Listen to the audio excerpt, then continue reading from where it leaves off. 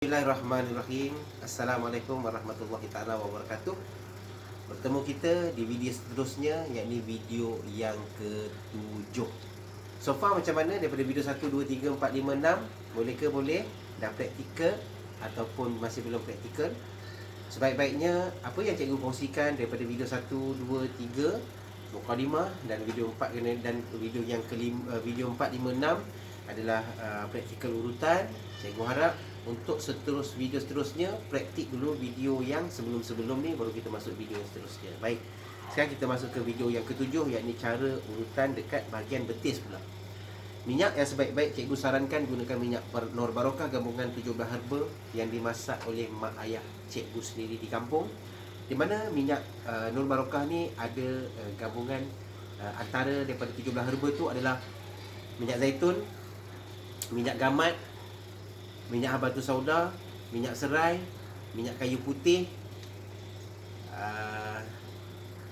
buluh perindu, lepas tu herba-herba lain lah.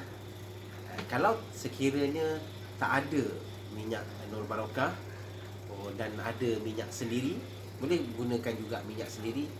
Hanya yang tak boleh digunakan untuk urutan adalah minyak panas. Baik, seperti biasa, kita sapukan minyak. Kita letakkan minyak dekat tapak tangan. Minyak Nur Barokah gabungan 17 herba ni. Kita ratakan minyak dekat tapak tangan. Kemudian baru kita ratakan minyak dekat seluruh bahagian betis.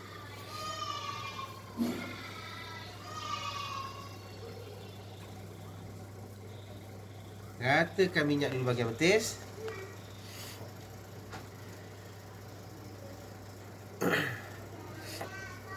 Biasa kita tengok bahagian betis ni, masalah apa yang boleh kita bantu? Masalah seperti krem kaki, krem kat betis, kebas-kebas kat betis, lenguh-lenguh dekat betis. InsyaAllah boleh dibantu dengan kaedah urutan, di mana kawasan daripada sini ke sini adalah otot. Dan sini pun ada otot jugalah, tapi lebih kepada sini banyak otot, bahagian otot, dan sini adalah bahagian tendon. So apa yang terjadi adalah apabila otot kita ni tegang, sebab itu berlakunya krem dan kebas-kebas kaki.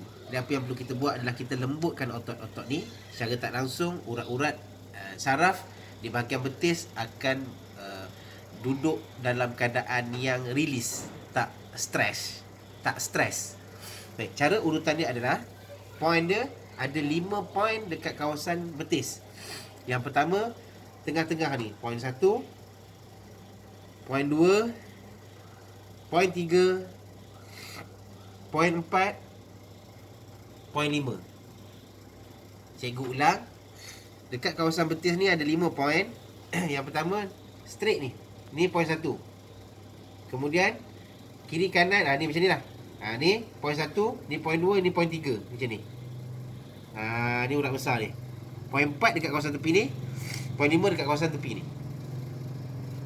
Cara urut dia, dekat tapak tangan kita, tekan dan tolak. Sambung tangan kiri, tekan dan tolak. Tangan kanan angkat. Bergilir macam ni sampai naik ke atas.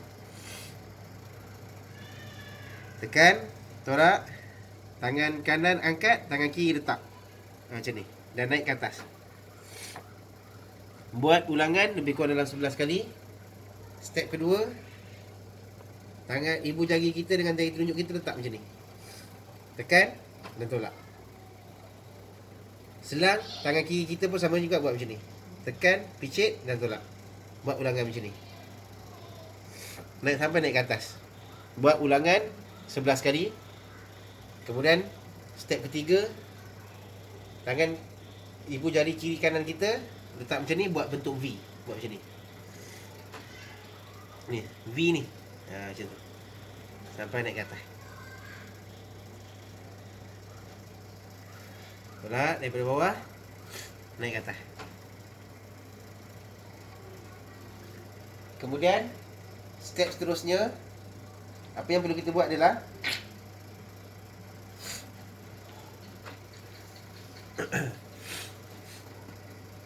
Kita tolak macam ni. Tekan tangan kita, buat macam ni. Tolak, masuk macam ni. Macam ni, buat macam ni. Macam ni, buat macam ni. Daripada atas ke bawah. Tangan kanan kiri kita letak macam ni dan buka. Sampai turun ke bawah. Buat ulangan 11 kali. Kemudian step seterusnya daripada atas ke bawah pula. Ibu jari kita dua-dua letak tengah-tengah dan tekan dan tolak dua-dua kepak tepi macam ni. Sambil turun ke bawah.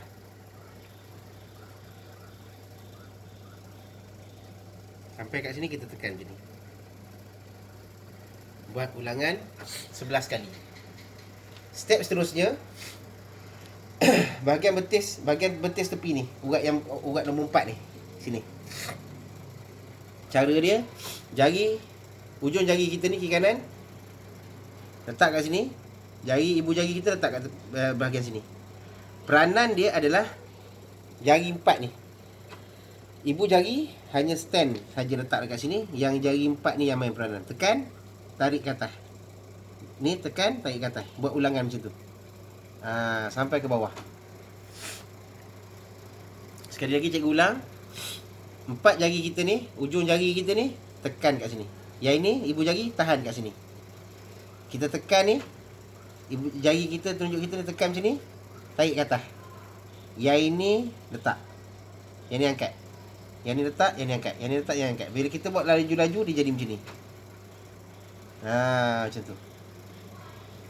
Buat ulangan 11 kali. Step seterusnya, jari 4 ni, kiri kanan, letak kat sini. Ibu jari kita pula main peranan kat sini. Ini urat yang ke-5 tepi ni. So 4 jari kita, kiri kanan kita letak sini. Ibu jari kita pula tekan, naik ke atas. Tekan, naik ke atas. Tekan, naik ke atas. Dan sambil-sambil tu kita buat sampai turun ke bawah. Macam ni. Boleh ke? Boleh. Nampak tak? Macam ni. Kan? Tarik ke atas. Lepas tu tangan ibu jari kiri pula tekan, naik ke atas. Dia selang macam tu. Angkat, tak, angkat, letak, angkat, letak, angkat, letak. Tapi kalau laju dia jadi macam ni lah. Dia jadi macam tu. Buat ulangan 11 kali juga. Kemudian seterusnya, sekali lagi kita buat macam ni. Empat jari ni, kiri kanan ni letak macam ni. Tekan dan buka macam ni. Sambil turun ke bawah, buat macam ni. Buat ulangan 3 kali.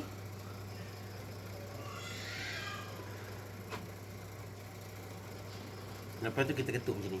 Tangan buat macam ni. Lepas tu kita ketuk kat sini, kawasan sini. Macam ni. Daripada atas, keliling macam ni sampai ke bawah. Buat 3 kali. Baik. Kemudian seterusnya, lepas kita buat betis kanan, lepas tu baru kita tukar ke betis kiri pula.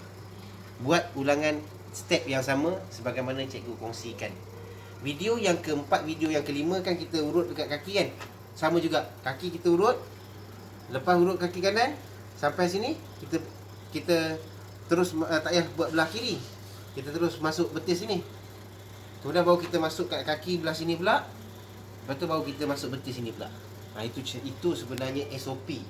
Susun atur untuk kita nak urut seluruh badan pesakit kita. Kalau pesakit kita ataupun ibu bapa kita ataupun keluarga kita nak urut satu badan, itu cara ni. Baik. Video yang ke-8, cikgu akan kongsikan untuk urutan bahagian pelipat pula. Bagaimana cara untuk kita nak buat rawatan untuk pelipat? Kita sambung video yang ke-8. Sebab cikgu nak kalian semua mudah belajar. Jadi cikgu kena cut-cutkan video tu pendek-pendek supaya mudah tuan-tuan dan puan-puan belajar. Jumpa kita di video seterusnya. Assalamualaikum warahmatullahi wabarakatuh.